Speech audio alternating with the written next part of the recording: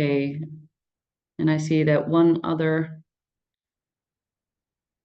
we see, I saw someone else came in. Dasha. And Myra is also coming in, so I will repeat my first sentence. So Dasha and Myra, welcome as well. We will record this session. We would love to see your faces, but if you don't want to be seen in the recording, then you can leave your camera switched off. All right. Yeah, I'm Franca. I'm participating for 1.5 years now in project within the Regeneration Cooperative. And yeah, I would really love to welcome you all. Welcome to the people of all places, colors, genders, ages, and religions. And welcome to the voice of nature. And welcome to our ancestors that we carry within us. And welcome to the ones that are 7 generations after us. Welcome to this learning session about the bioregion Stroomgebied Zuid-Veluwe. And I'm really looking forward to this learning session. Before we start, for those who are not familiar yet with the Regeneration Cooperative, let me briefly introduce what we do. We started 3.5 years ago based on the need for a hopeful narrative, a narrative in which humans leave a positive footprint on landscapes and communities. And in 2023, we created a 4-season year program, and this learning session is part of it. And we started it in autumn 2023. And each season we have 3 online learning sessions like this one and 3 outdoor activities. And there also will be some outdoor activity on the 15th of June. And Edo and Janneke are hosting that as well. So maybe they can tell something about that as well in their presentation. And the goal of the 4-season program is to contribute to a system change in a regenerative movement in the Netherlands. And yeah, with motivated individuals like you, we take action within several projects to enable that transition. And we do that always in collaboration with nature. So yeah, that's why we started it, and that's why we're here today. Then some practicalities. We will start the learning session in a bit. This will be an informative and inspiring part for about 30-40 minutes. And after that, there's room for questions. And if you have a question during the presentation, you can put it in the chat. And at the end of the presentation, we will look to that questions. It's also fine to keep the question in mind, and then you can ask it yourself at the end. If you don't feel comfortable asking it in English, then do it in Dutch and we will translate it for you. After the learning session, I will share a link with some other events and a Tiki link if you want to leave a donation, which suits your situation. Do I forget something? No, I think that's pretty much it. Enough talking from my side. I'll give the floor to Edo and Janneke, who will inspire us with their presentation. Or so we hope. Yes, thank you so much, Franca, for the introduction. So what we want to talk to you about today is our work in the bioregion South Veluwe, and we'll talk more about the place. And before we start, I wanted to say, yes, we work towards system change, but we think it starts with a cultural change. So our work is focused very much on that. My name is Janneke. I live in Bennekom, which you see in the middle of this map that we'll talk a bit more about later, on the edge of the forest. I've moved to this bioregion already 20 years ago. I have a history in the environmental justice movement, and I still work a lot with international NGOs and social movements. Mostly now, since the last 10 years, on agroecology. So I work both at a very local level and also internationally.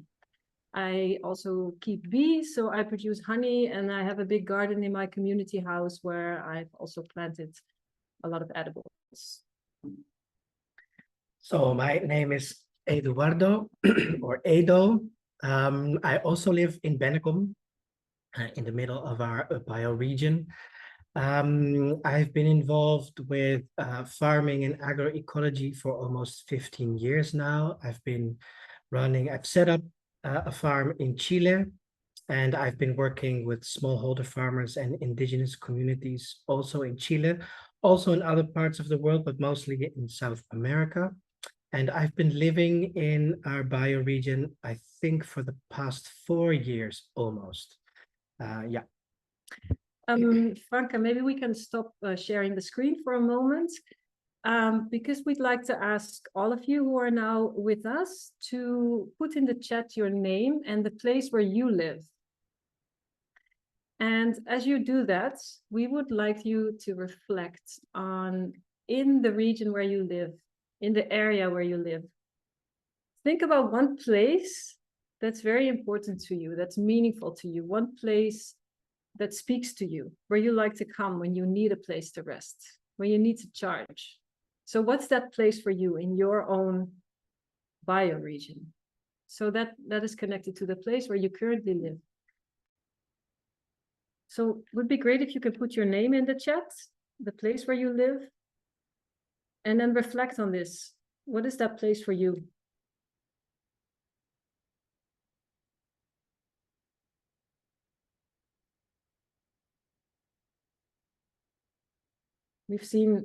We see Franca in the chat.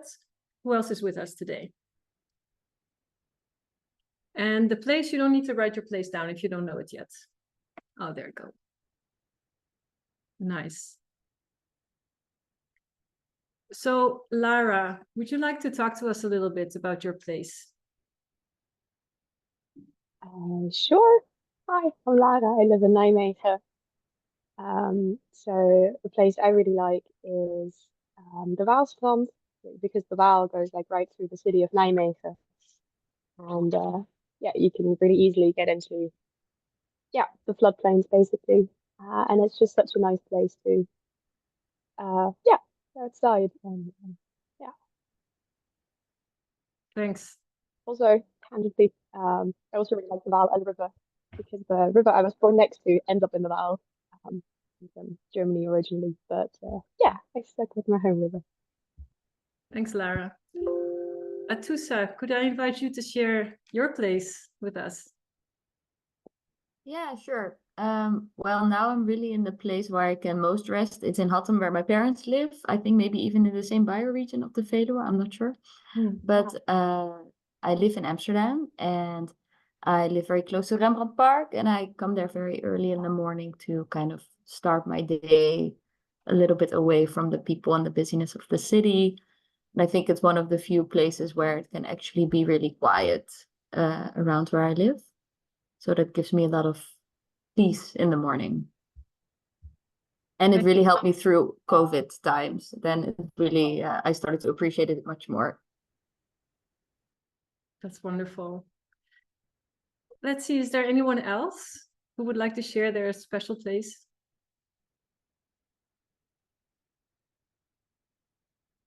Veerle? Yeah, I hope you can hear me because I'm in a coffee place with some music in the background. But I live in Almere, and special place, it's we call it the Princess Bridge. I don't know what's the official name, but it's a bridge close to where I live. And it has this sparkling like glitters on the ground. And when you stand on the bridge, you can overlook the water, and it's close to Oostvaardersplassen. So you can view the landscape and the these trees, treurwilgen, that are next to the side. So it's just very beautiful to sit on there, because there's a bench on the bridge, and I often go there with my daughter, and then we have like these long conversations on summer evenings. I really love that place. Thank you so much. So we all have these places that help us connect to the area where we are. And our work is very much about that, about reconnecting with the place where we are. And many of us are very mobile, and we work around the world sometimes. But we also, as humans, have a responsibility to take care of our place. And for that, we have to understand where we are, who we are, and what we do. And so understanding the qualities of our place and communicating with our place is very much part of it's remembering a skill, and that's part of what we are doing. We'd like to walk you through our approach towards establishing a culture of care in our bioregion. And we'll explain to you why we are looking at the bioregion as an entity. So Franca, if we could pull up the map again, that would be great.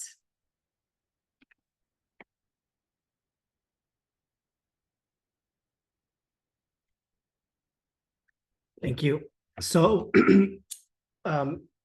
what you see here is a map of our bioregion, and our bioregion was formed around 12,000 years ago during the last ice age.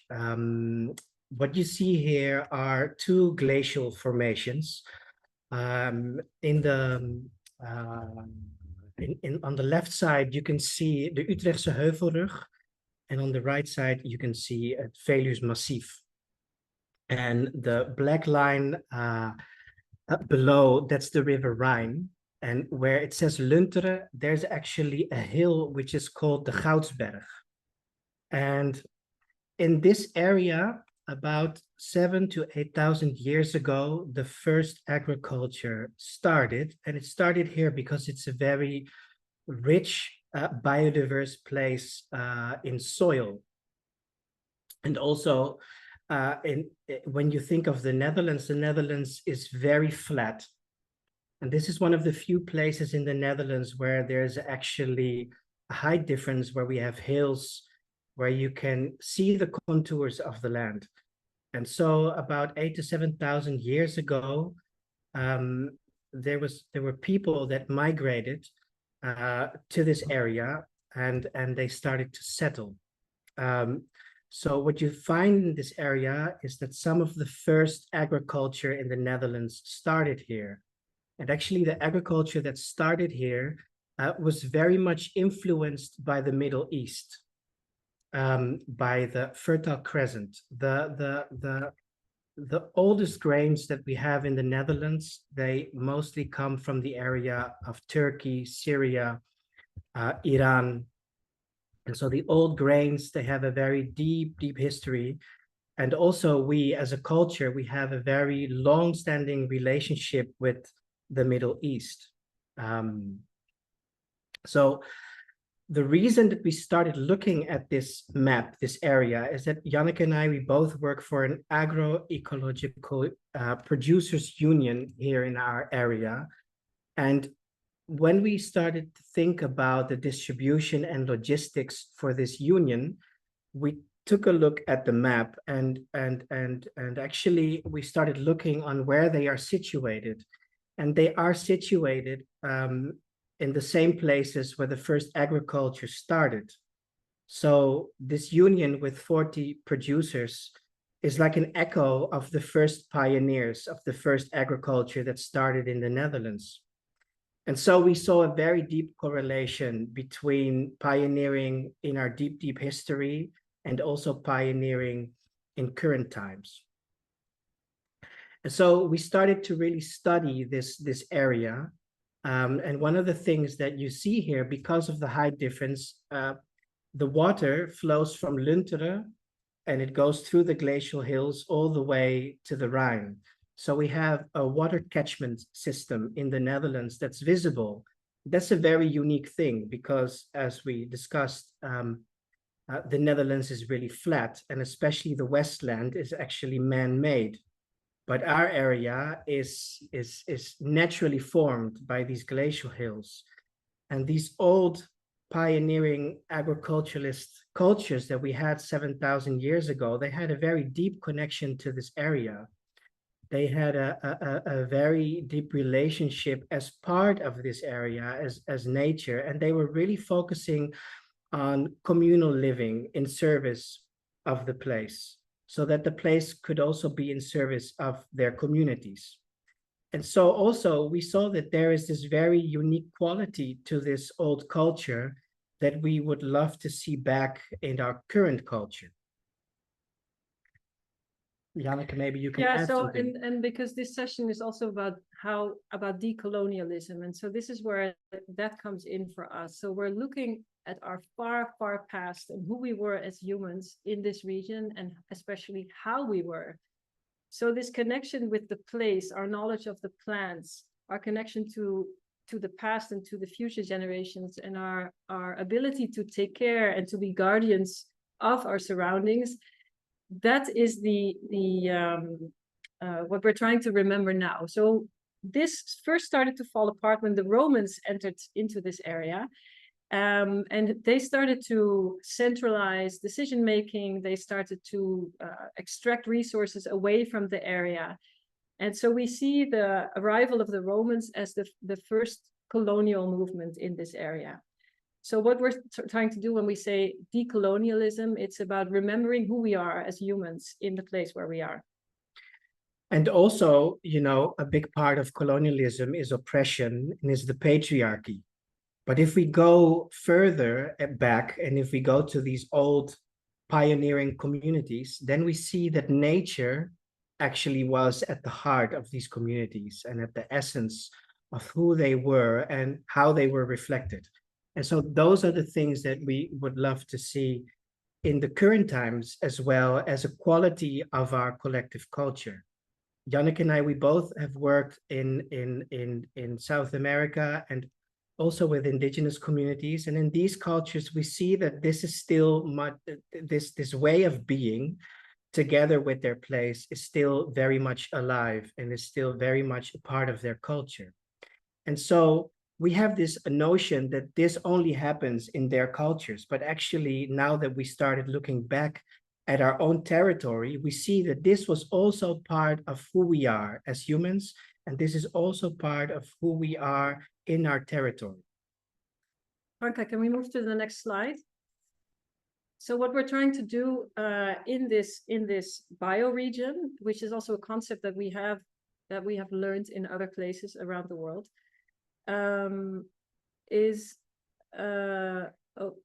so we're trying to connect our place, and our place is where we are. We're trying to connect that to our culture, which is who we are and how we are, and to our economies, and that is what we do. And so these three things are in a continuous interaction with each other. And the more we can bring them in alignment and in engagement, the more we can create a culture of care, or in other words, living cultures. Also, what we see is when we do that, when who we are and what we do is in service of where we live, then the place where we live, the territory where we live, can also be in service of us again, and can also take care of us. So you get this relationship of interdependence, of symbiosis, and where we take care of each other. We as humans, as part of nature, and nature or our territory as part of our bigger community. So this all is a bit abstract, but this is the sort of conceptual thinking that we are doing, and we'll come to more concrete actions that we're undertaking. But before we do that, we wanted to do a short bioregional quiz with you all. So we have a few questions for each of us to assess to what extent are we, each of us, familiar with our own bioregion. And we've already started to reflect on the places where we are. So we'd like to continue to do that. So we have one question. Are you able to trace the water you drink from the precipitation, so where it originates, to the tap? Do you know where your water comes from? And how the journey of your water is, how it goes to your glass? Is there anyone who can say anything about that? Who can trace any part of their water's journey?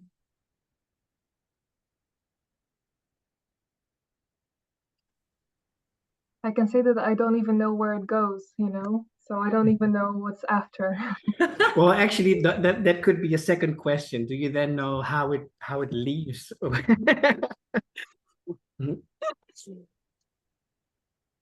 Chris?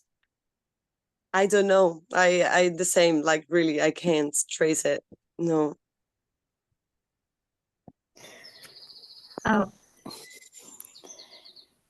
Sunny? yeah. I know that the water in Amsterdam comes from the waterleidingduinen in on the coast, but I don't know exactly the route on how it comes here. I think they built all the canals back in the days, the channels to bring it here, but I don't exactly know the route. Yeah. You want to say where our water comes from?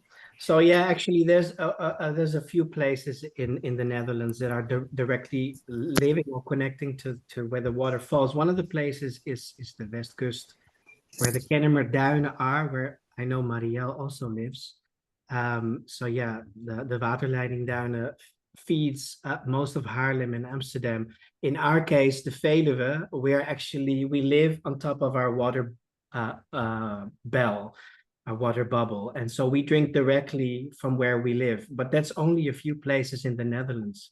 Most of the places, the water takes a very long journey through all these machineries and filters to get to us. And they leave almost in the same way in the end in the sea. So yeah, it's very interesting as an exercise for everyone to just take your time and look how this water comes to you and where it goes, because that tells you a lot already about your bioregion or the place where you live. Okay, second question. We have 3. What were the subsistence? Do you know any subsistence techniques that were used in cultures that lived in your area before? Any subsistence techniques? Any techniques that were used by people to survive? By cultures that lived in your area before you? Rosalie, would you like to say something about that? It's almost my theory. I don't know if I read it before, but the way people in the Sahara have symbiosis with cows, I can only imagine that it made so much sense in this polder. Like, why did they make all the polders? I think there was a reason for doing that. Mm-hmm. And all the milk and cheese cultural stuff. Yeah, it's my theory that came together that way. I mean, for sure, there's a long history with animal husbandry in the Netherlands, and especially in the Westland. Also, the history is with cows. But I think our question goes even further. If you really think about, let's say, 5,000 years ago, what kind of cultures were there in the places where we live or where you live, and what were they doing?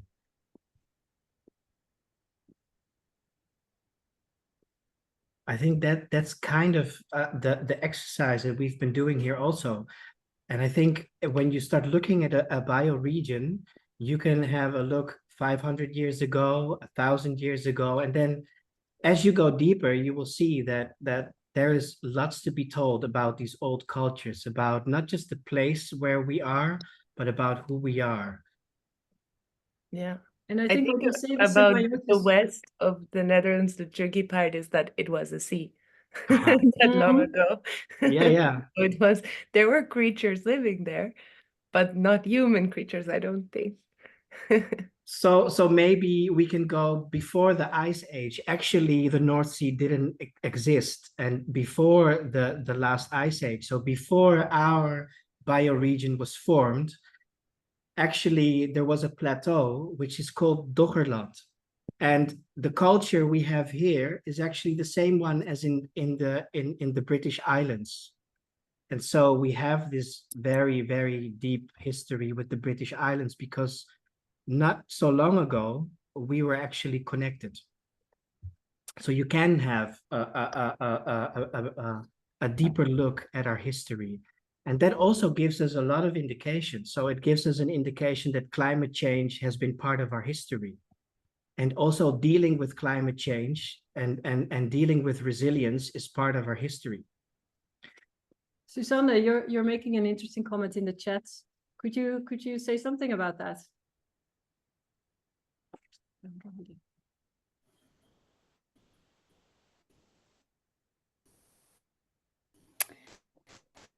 We can't hear you. About the sheep herding, you mean? Yes. Sorry, you cannot hear.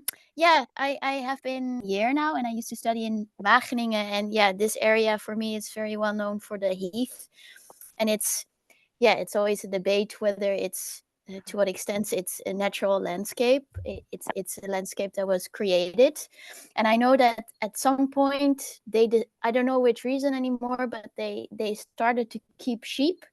Maybe it was easier to keep, and that's how they created this landscape, and that's how they also needed these animals to maintain that open landscape. And yes, still, as for today, there's still a lot of shepherds around here, and of course also a lot of forest area, but the heath and sheep are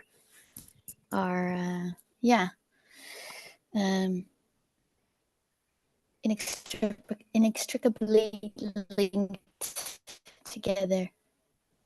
Thank you. I think both Rosalie's comment about the symbiosis with the animals and your comment about the role of humans to maintain the landscape in a way points very much to what we're doing. So it points very much to the idea that we as humans have an active role to play in maintaining life. In maintaining life. Susanna, could you mute yourself? Oh, sorry. In the place where we are. So these conversations like we're having now, we've been having them also with people in our territory, and also because there's different approaches when it comes to territory. In some philosophies, humans are disconnected from nature, especially in the eco-modernist theories or philosophies. You know, the sort of Natura 2000 approach. Humans don't have an active role to play in nature. And for us, that's very unnatural, especially once we started looking back very deeply. Then we've seen that we've always been part of nature.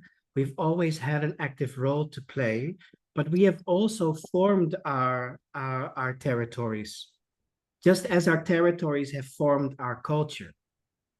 So this interdependence of humans with nature, this for us is a very important part of how to take back our role as custodians of our place.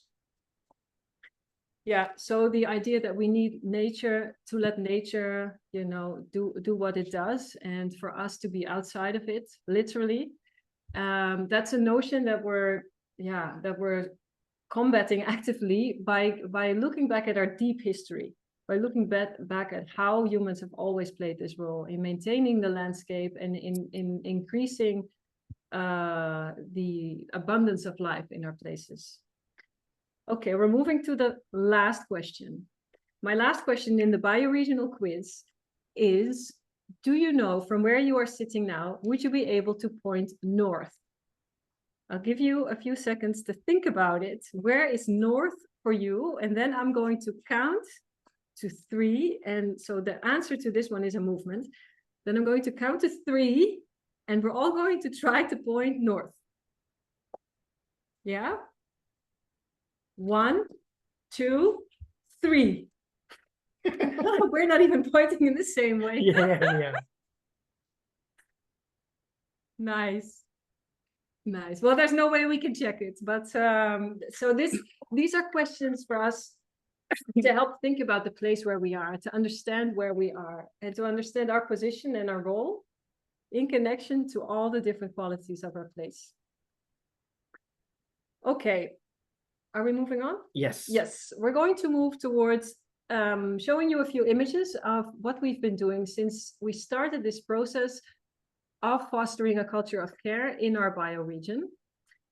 And what I wanted to start with is that we're really doing this because we see a necessity, because we see an urgency for people to take up their role and to be more resilient and to create these stronger relationships, because the times are not looking great, and we know that in the future we will need to be able to be more resilient, more food sovereign, more able to withstand a lot of adversities. So We're not just doing this because it's nice, but we see a big urgency, and we'll come back to that also at the end of this session. Also, we're seeing that there is a huge movement, and we also come from this movement where we see that a lot of people are taking up agroecology or regeneration and focusing that to the land and focusing that to farming. And yes, that's a movement that's very much needed, but it also needs to be, we believe it needs to be contextualized within a collective movement, because we need to be collectively resilient and collectively autonomous. So we have had 3 gatherings so far. And I think if you have questions, you can either, maybe Franca said this, but either put them in the chat or write them down for yourself, because we're looking forward to hearing your reactions and responses and questions. In our first meeting, which was in September last year in the Ommuurde Tuin, for those of you that are familiar with the area, it's a historic CSA, which has now been a CSA for 25 years and has always been a historic garden. The first gathering, we focused on the place where we are. So we looked at the qualities of our place. We brought many people together. You see here, we had 70 people who were farmers, they were students, artists, policymakers, nature guides, artisans, all kinds of people. And we've continued to expand this movement. So we've started from the agroecological farmers, but we feel like we need to bring in more people in the bioregion in order to understand what each of us is doing, to connect better to each other's work and struggles and dreams, and to root deeper in the place where we are. So yeah. So one of the things that we really saw in our territory, as I explained, that this is some of where the first agriculture started about 7,000 years ago. This is also a territory in the Netherlands where you have a very high concentration of agroecological farmers. You have a very high concentration of people that are working with nature and ecology. You have a very strong concentration of people that are looking at alternatives. And what we saw is that a lot of these people that live and work in our area, that they live here, but they work somewhere else in the world. So there may be working agroecology in Africa, or there may be doing ecology in South America. But all these people, they were not having this collective conversation about the places where we live.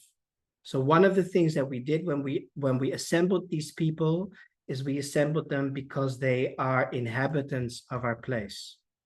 Not because of what their profession is, but because we all live in this area and we were born here, or we have children that are born here. We are all tied to our place as inhabitants. Could we have the next photo? So that's how we have invited people. And if you're contemplating a process like this in your own area, it's one of the most important lessons for us, that we have invited people as inwoners, as residents of the place where they are.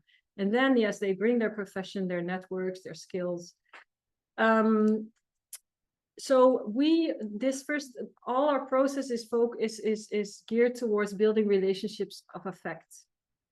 This is relationships of affect between people, but also between people and the land, between people and their history, people and their role, and people and their spiritual connection as well.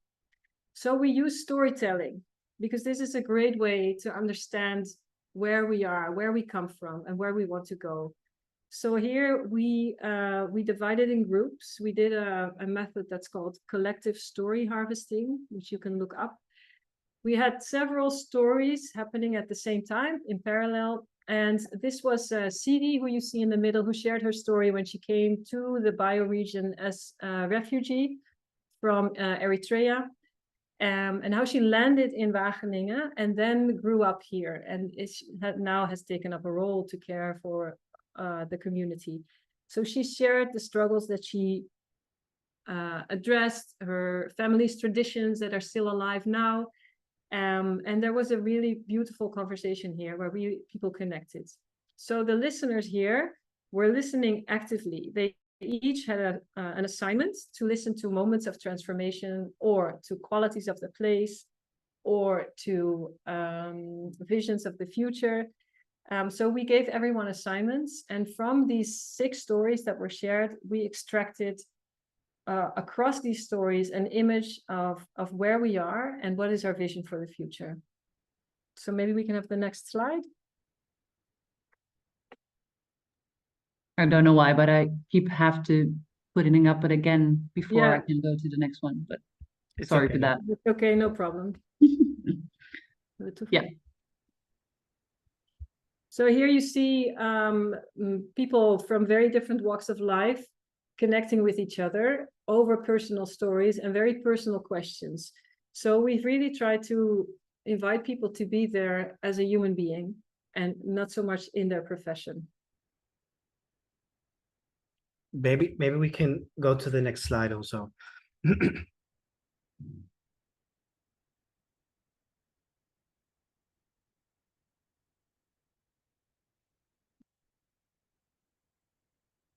So what we can say also, so like how we just explained that we look at place, at culture and economy. In our first gathering, in our first assembly, we really looked at the qualities of our place. And in the second assembly that we did at a really amazing farm called the Remeker, or the Grote Voort, from the Remeker cheese. This is the farmer, Jan Dirk. You know, we really looked at the place. Where are we? Oh, sorry. Our culture, like who are we? And so I think the family of Jan Dirk has been farming since the 1600s, no? Yeah, he's the 12th generation farmer. And so we had a really deep look at our culture. And so we really we did a timeline that started beyond the last ice age. Actually, we started 40,000 years ago, when our area was a hunting ground for Neanderthals, and how that evolved in being the first grounds of agriculture, and how that flowed into the current times. And so we really looked at all the different facets of our collective timeline. And here you see the farmer talking about how the farming has changed, but at the same place over these 12 generations, and how he is now connecting the health of the soil with the health of the gut, and how they keep evolving, and what his vision is for the future of the area there. Next slide, please. The other part that we did there, because we really, as you can hear, it's quite conceptual what we're doing. So we invited a local theater group to make a theater play. And here you see a performance where she's a dancer, and she was dancing through this field, and we heard the voice of the spirit of the bioregion. And she was calling for us to remember her. And she said, "Hey, I'm the water under your feet. I am the bread you eat. I'm the clothes you wear. Do you remember me? Do you remember how we are in symbiosis?" What's really interesting, what you cannot see, but she's standing here right in front of a creek. And that creek starts, you know, on the hill, and it flows right behind the farm. So she was dancing in front of the creek. And actually, after this exercise, so we had music, and the voice you could hear on speakers, she actually went into the water. So she became het stroomgebied. And there she started talking to all of us. So we had these 3 storylines happening at the same time. So we had one group that was listening to the story of the farm where we were. You had another group that was listening to our deep history line. And you had another group that was listening to the spirit of the place. And so they were moving each time. And then also when we finished these 3 timelines, we got the group together again, and to reflect and listen to what people were thinking and dreaming and understanding about what they just saw. So we asked them, from everything we've heard about the past and about what's currently happening, which are the elements that we want to bring into the future? And so one of the most important things that came out there was a sense of community, that this is something that people really want to work towards. But also, for example, the diversity, the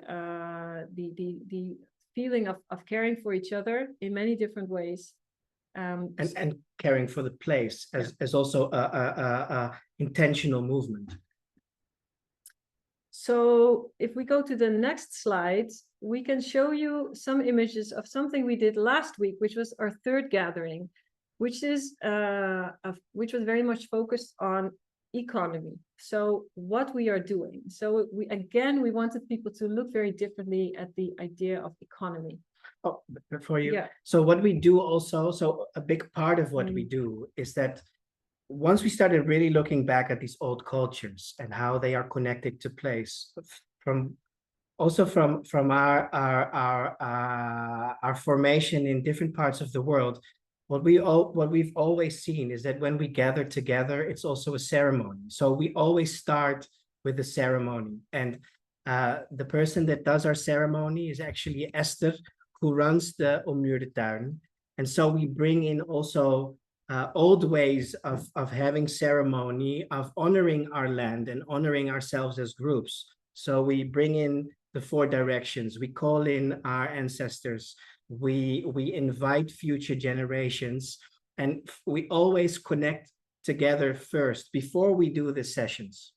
So what you see here is actually Esther inviting everyone to connect with each other.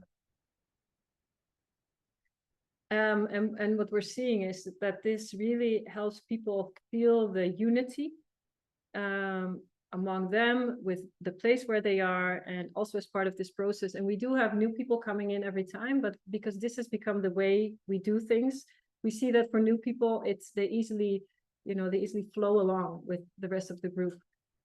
So one of the things we would like to sort of share is that you don't need to be afraid to do these kinds of things, even with people who are, policymakers or researchers or may feel very square. Everyone is a human being, and these forms of being, they help people to really connect as humans. So here we looked at economy, and if we can have the next slide, we talk to people about how we understand economy. And economy for us is much more than just money or profits, which now in our neoliberal and capitalist world has been very much our understanding of the word. Yeah, so for us, economy is about what we do and how we engage with each other and our territory. So not only in what we do, but what are we doing it for and who are we doing it for? And so it means that the energies that we create here in our territory that can be done by our work on the land, but is also by the collaborations that we have with people or with companies, that energy that we create together, we want to make sure that that energy stays in our territory, that it stays in service of our territory, so that whatever we create together can also be in service of the current inhabitants, but also the future generations. So we have a very different approach and look at economy. And so, for instance, we talk about how can we set up cooperatives, or how can we make sure that funding that we create here stays here. So these kinds of talks we have. So we went into groups to talk about how can we create a territorial or regional economy of care, so that the values that we create can flow back into the territory. And this is one of the groups that you see here. This meeting we did at the Hooilanden dairy farm, which some of you may also know, a beautiful place to hold this gathering.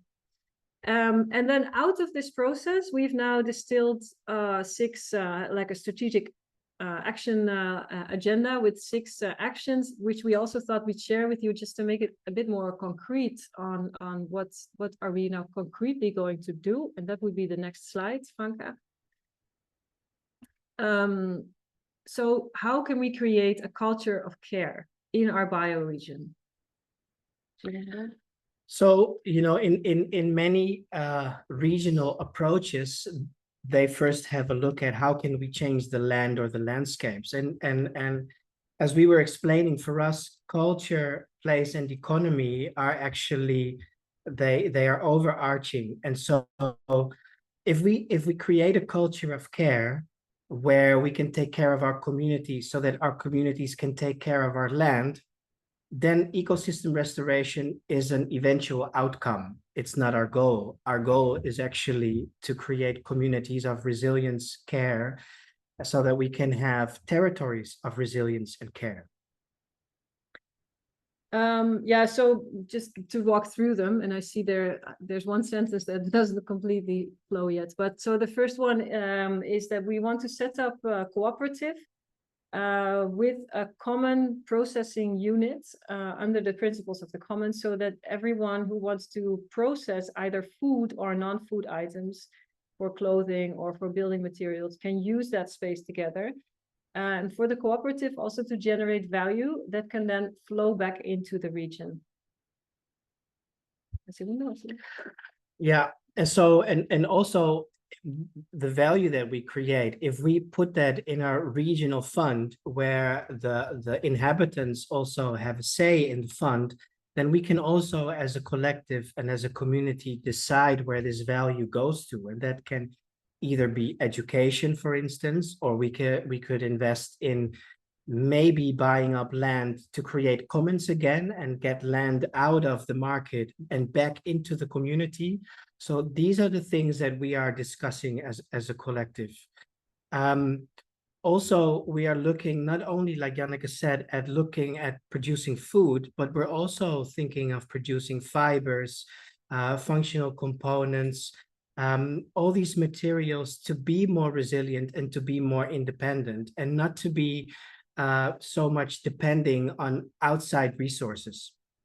So that's the third action that emerged from the groups, that we want to produce more of our resources within our own region, food and non-food, because it will give us greater resilience for the future.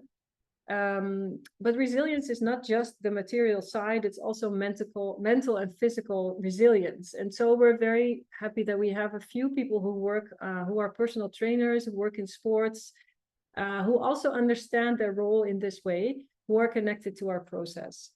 And so strengthening our resilience in this way by increasing our food sovereignty, but also by strengthening ourselves mentally and preparing ourselves is related to this action 3. Yeah, and it also connects to action 4, which is promoting nature education.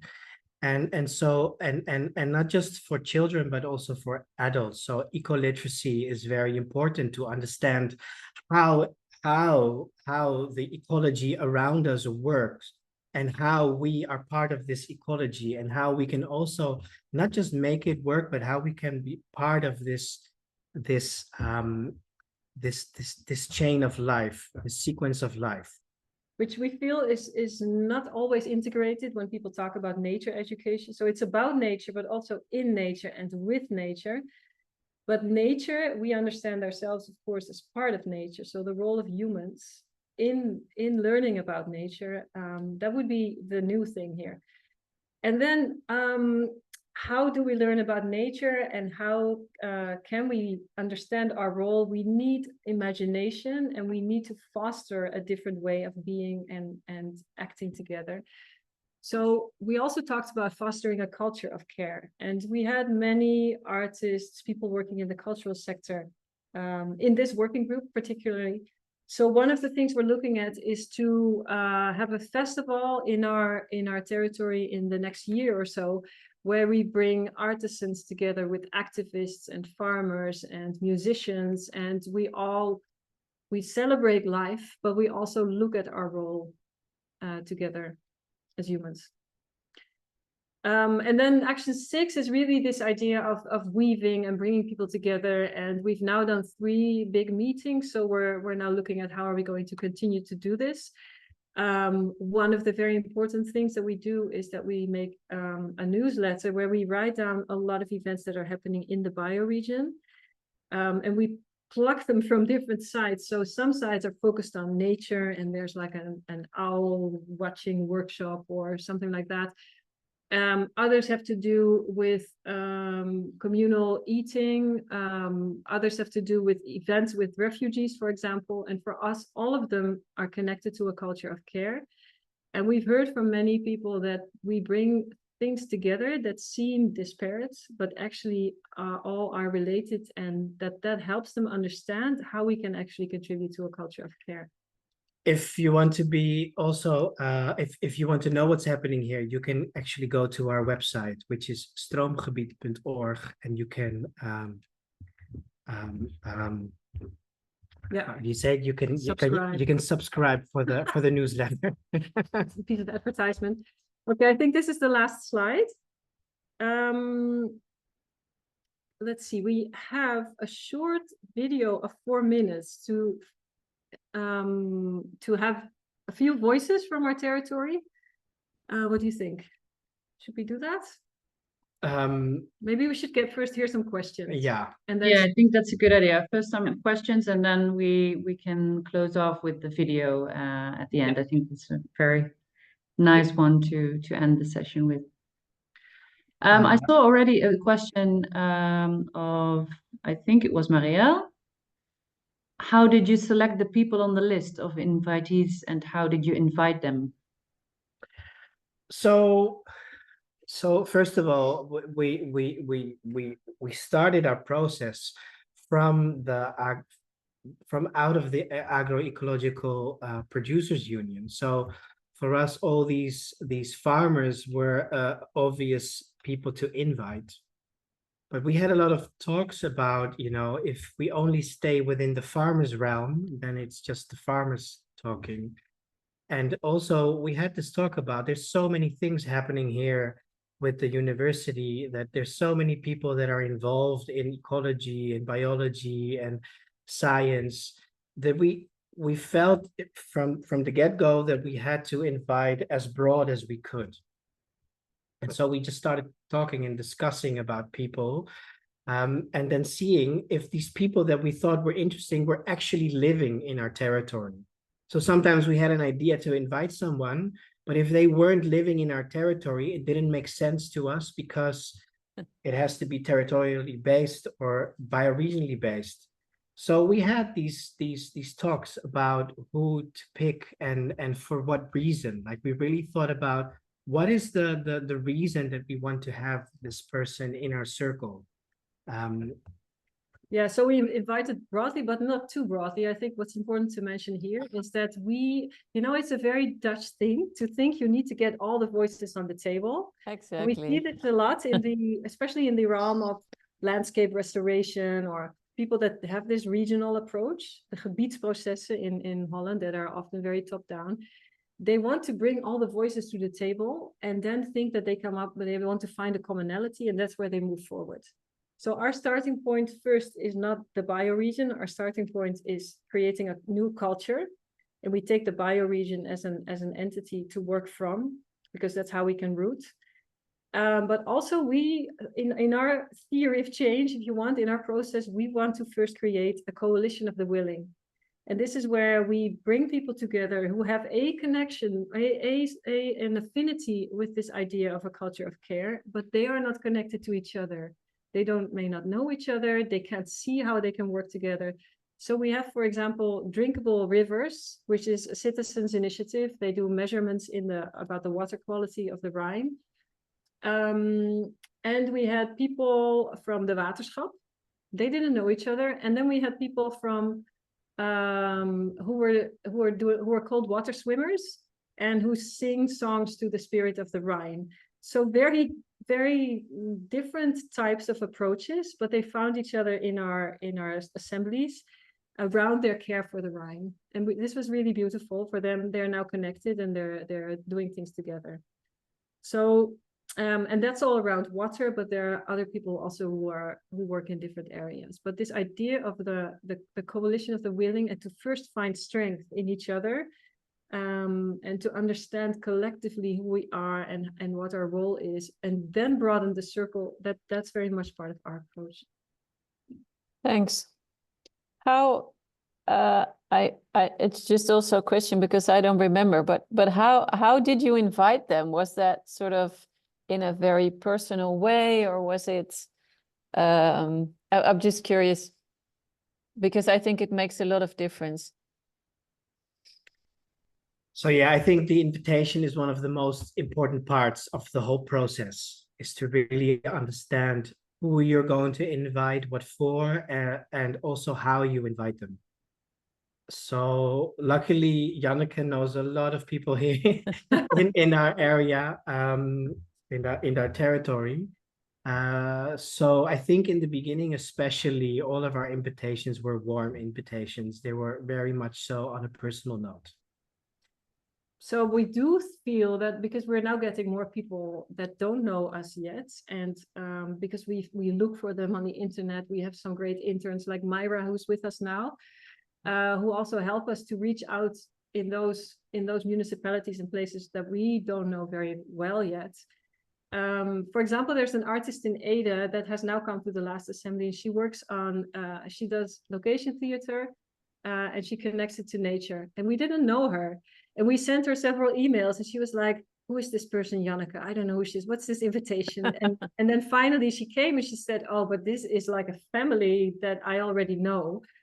So that was a bit of an exception, because we do feel that people we don't know, to talk to them personally and to help them connect what they do with this process. And then they make the click. They often then make the click very easily, but it's very hard to do this in an email. So a personal conversation is definitely better.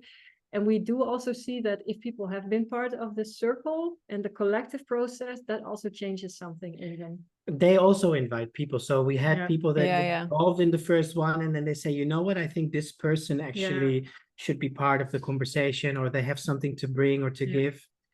Another thing that we have done is that in the invite, or if you want to join, then we also asked a few questions. So there's like this intake where the questions that we have already prepare the people for the process during the day. Okay. Let's see if there are more questions. So Chris, how could we join the circle? So like we were just saying, at this point, our circles, the process where we are now, are more about the people who are living in our territory. But we're moving towards a space or a place where actually we want to open it up and can invite people from outside our territory, so we can have this conversation and this exchange. But I think also one of the things is also to subscribe to on our website, because then you can see whenever we have these moments of gathering. So, but that also means then, Edo, that new people keep coming in during the course of the process. Yeah, so it was very interesting. You know, in the third big assembly, what we did, we had 1/3 they went to all three, 1/3 went to two of them, and 1/3 was new. Okay. But I do think we're going to organize this festival. We were planning it for October, but we may move it to the spring, actually, because it's becoming bigger and bigger in our minds now. But we'll do a similar ceremony, but just bigger and with more activities. And we hope to have about 500 people there. So that will definitely be something that we will welcome you all to. And I think also we are getting more requests for other people from outside the territory to experience this and to learn. So we are thinking also for people who don't speak Dutch, which we also have in our area, because this has been all in Dutch. So those are things we're now thinking of. So how can we accommodate? Because like this webinar, we also feel that it's our responsibility, or we really want to share this approach. And we hope that others can also do it in the territory where they are and where they root. Yeah. Anyone else with a question? You can also say it instead of putting it in the chat.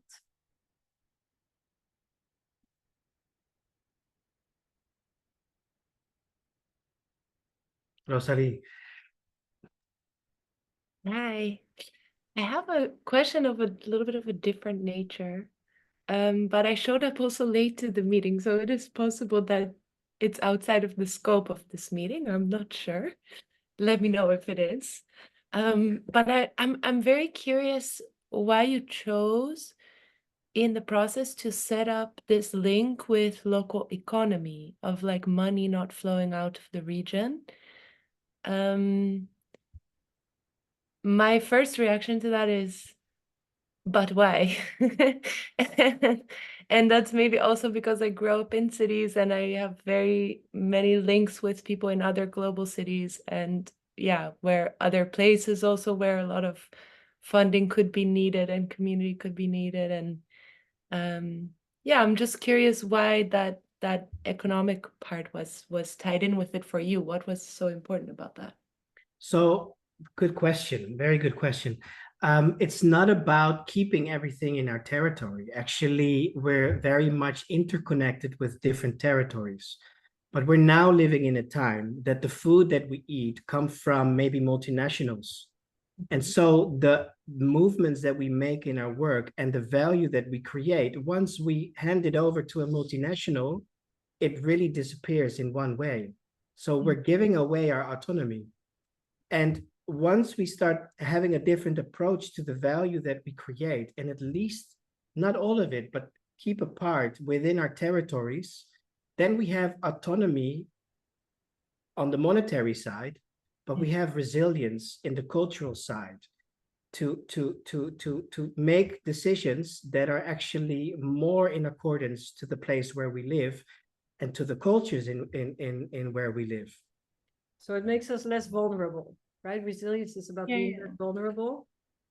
And so just to give you an example, what's happening now in our territory is that a lot of the land is being bought up by Chinese companies who put solar panels there. And so the money comes from outside and leaves again. At the same time, we have a lot of young people who want to farm and they cannot access land. So we want to safeguard some of this land for the younger generations in our territory so that we can take the land out of the market. So we want to raise value so we can buy that land, take it out of the market so we can safeguard it for future generations, for our bioregion to be more resilient and less vulnerable to shocks and stresses that are going to come. Yeah, so it's a lot about the counteracting extraction of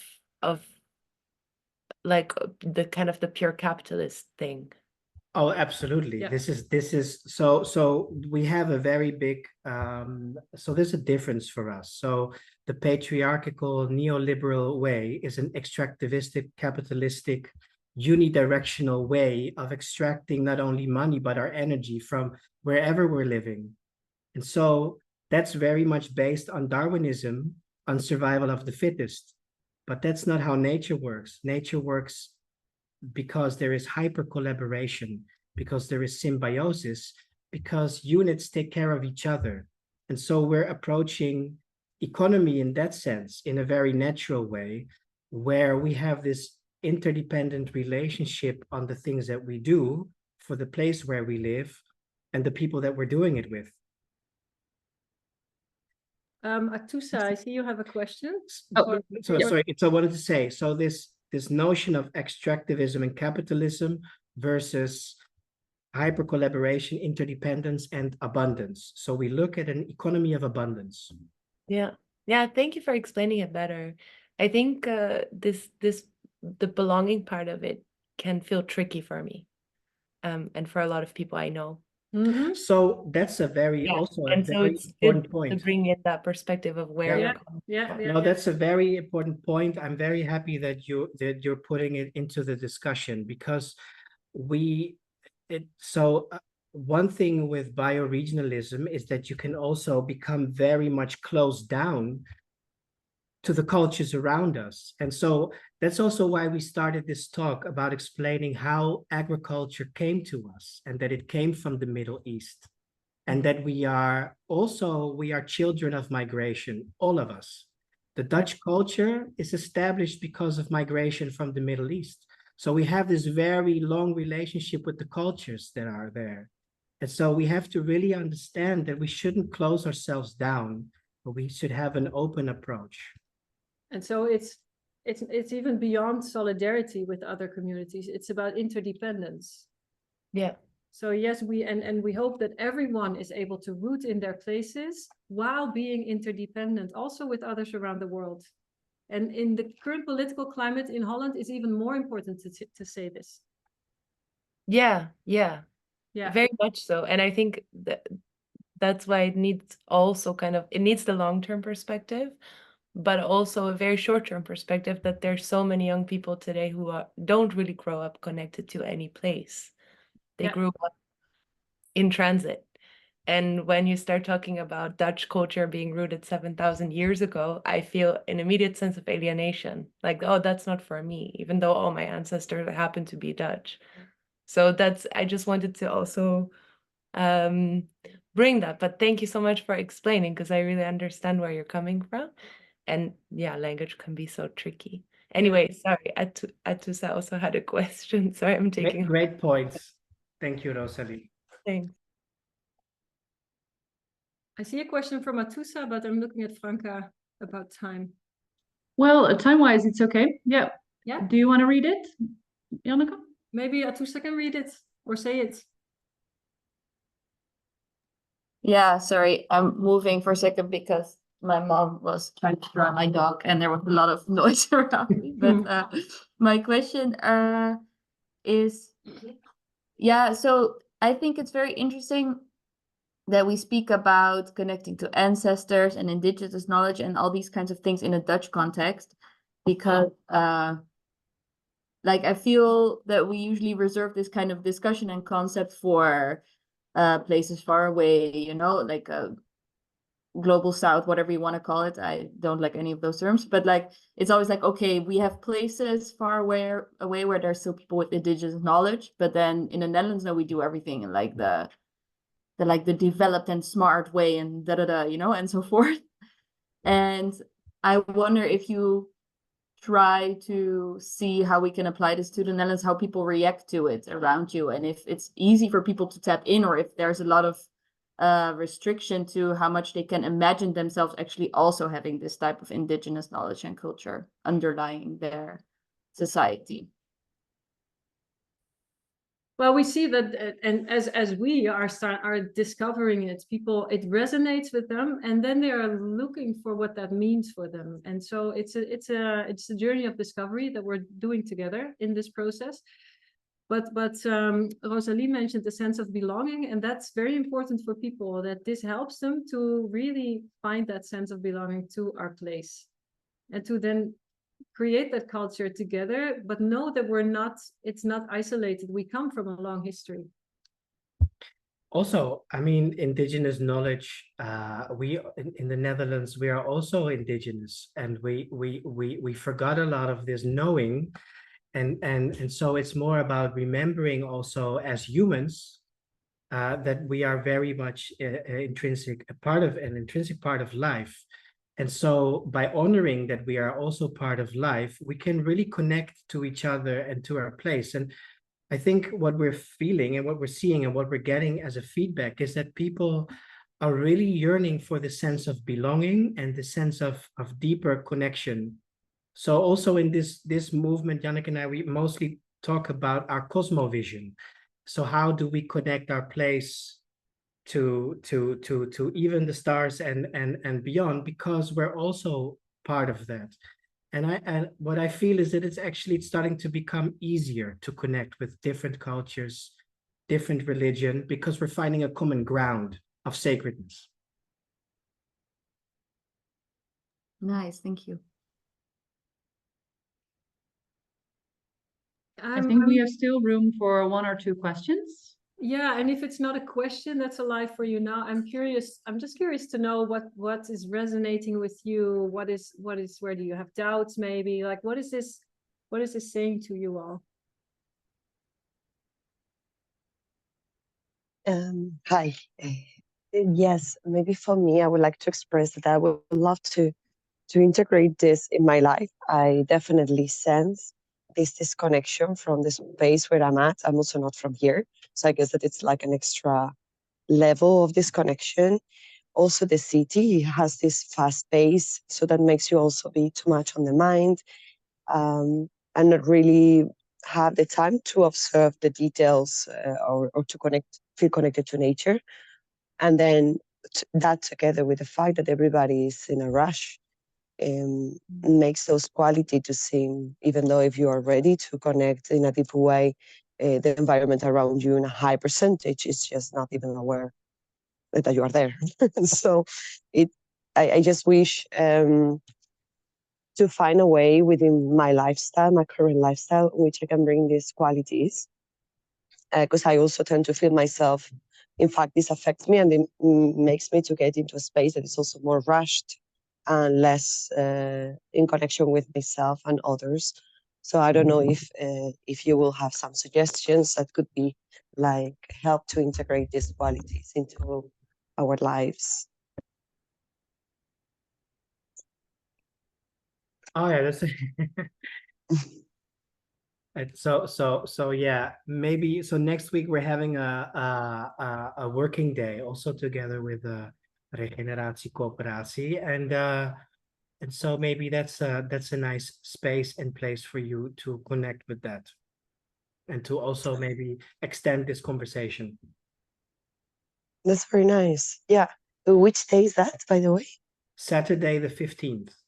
I think maybe Franca will share a link in the chat at some point. Okay. With more Yeah, I will maybe- share the calendar with all the events, and 15th is also on there. Yeah. So we will have a ceremony and we'll eat food together, which is always part of what we do. And we'll be working in the forest together with the principles of syntropy, which is another conversation. Maybe next time. Is this session, by the way, in English or in Dutch? Because I think I saw it, but I saw that it would be in Dutch. That's what I understood, but I don't know. I don't know, actually. It might be in English because the facilitator doesn't speak Dutch. Yeah, I know. Oh. Yeah. But Good point. It can be in English. Yeah. That won't be an issue. We'll have language won't be an issue. We'll have interpretation, yeah.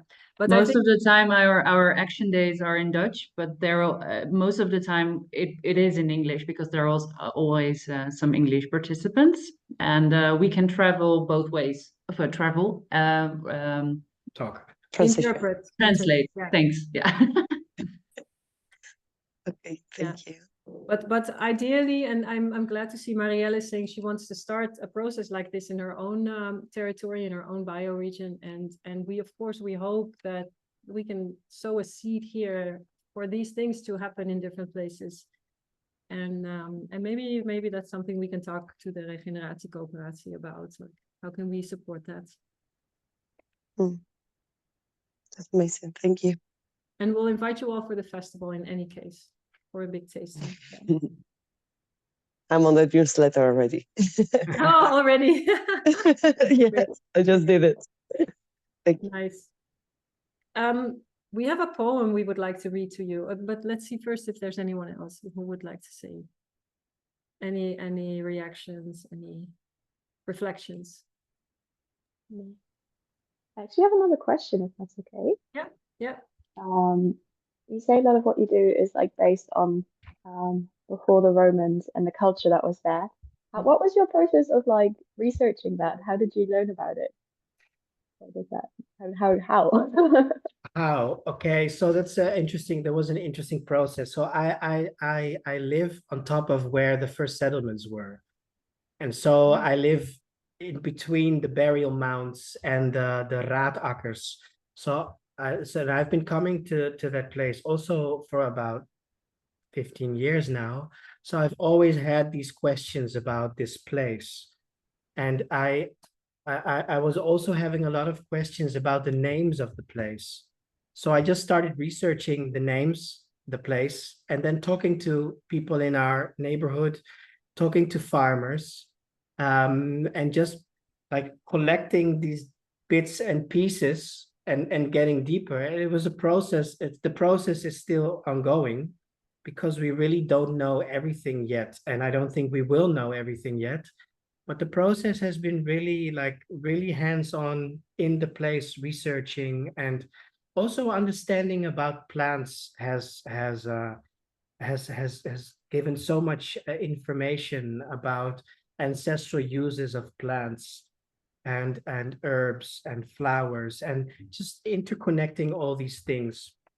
Yeah, and I each think other. what's been important is that we started to look for the elders in our bioregion. And so who are they? We had to really think about it, but then we found some people who do nature walks, who are connected to like a group of old people who take people on nature walks.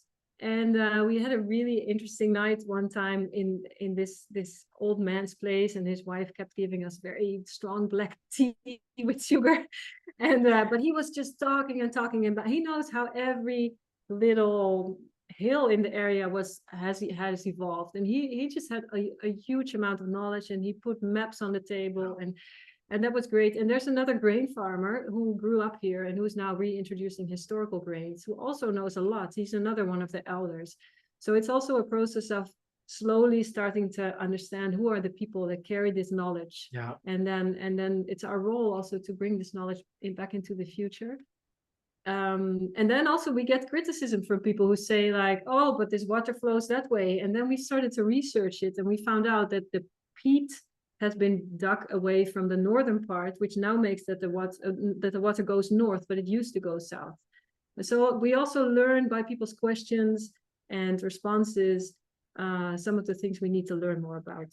Yeah, and I think that part, like that we need to learn more, like where this is a process for us. So we're not approaching this as a set thing, like this is how it was. Like we're learning from our peers, we're learning from the people around us, we're learning from the place, and we know that there's so much for us to discover still.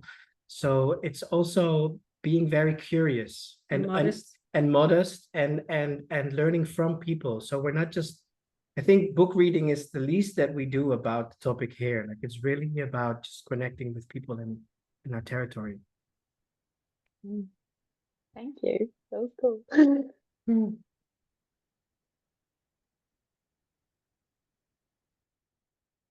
So I see some of the participants are leaving. Yeah. Maybe we can end with the poem. I thought you said it, right? And then I think there's even time for the video at the end. Yeah, or we can share the link to the video. That's also fine. Yep, I will put it in the chat. Yeah, and maybe you can share it on social media so that people who were not here, they can at least see the video. Yeah. Okay, the poem we would like to read to you has to do with the reason we're doing this for all of us. And it's called The Seed Keepers, and it's written by a Palestinian poet, and his name is Fawaz Turki. You want to read it? no, please do so. Please do Really? so. Yeah. We'll do it together. Okay. Okay, let's see where. Okay. Burn our land, burn our dream, pour acid onto our songs, cover with sawdust the blood of our massacred people, muffle with your technology the screams of all that is free, wild, and indigenous. Destroy our grass and soil. Raze to the ground every farm and every village that our ancestors had built. Every tree, every home, every book, every law, and all the equity and harmony. Flatten with your bombs every valley, erase with your edits our past, our literature, our metaphor. Denude the forest and the earth, till no insect, no bird, no word can find a place to hide. Do that and more.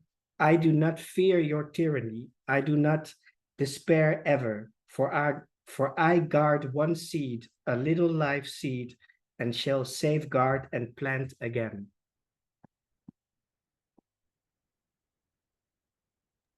Wow, thank you.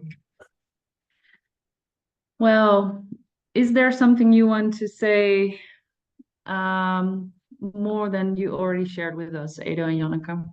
Or do you think you shared what you wanted to share? So I would like to thank everyone who attended this space.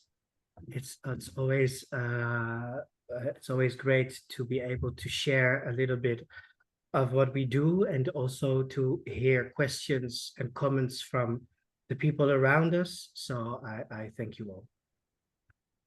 Yeah, same goes for me. And so I would just like to offer again that even if you safeguard one seed that can be planted again, that's going to continue to bring life. Yeah, that's a very nice call to action. Yeah, thank you. Someone else who wants to say some last words before we say goodbye to each other? No? Yeah, I just want to say thank you. Thank you very much. Yeah, you can all unmute if you want, so we can hear your voices when you say goodbye or thanks. I will share a Tiki link as well for the ones who want to donate. It's in the chat as well. And yeah, I really thank you all for being here. And you can see what see about and read about our next events through social media or within the email.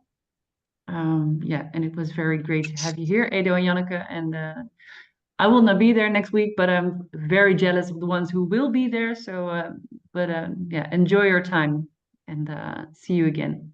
Thank you, and good luck everyone with all the work that you're doing, and you can all root deeper in the place where you are. Thank you. Okay, Thanks, guys. it up. Bye. Bye. Thank you. Bye bye.